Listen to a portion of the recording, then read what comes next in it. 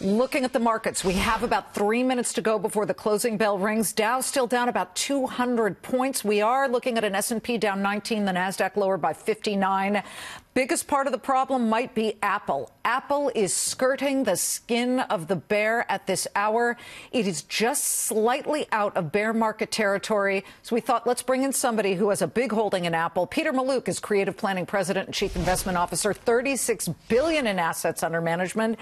Apple is one of your top holdings. Tell us, Peter, what you're thinking on a day like this. Are you scooping up more, maybe?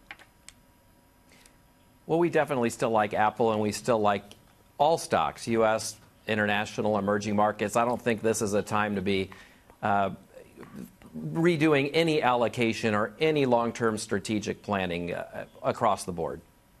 Okay, we're at $186.70 for Apple. The number to watch for, where it will be officially in bear market territory, is $185.65.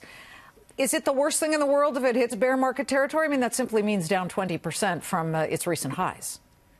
I don't think so. If you look at Apple historically, it's gone into correction territory every single year. I mean, this isn't that far off of a normal pattern. I know analysts have turned on it recently, but if you look at how it's done over the long run and what percentage of its earnings are just in cash today, I don't think this is anything to be changing any strategic long-term holding over. We have a lot of variables in play today. Aside from Apple, we've got trade discussion. We have oil barely recovering today. What do you look at that tells you, that indicates to you, maybe it's time to take some money off the table?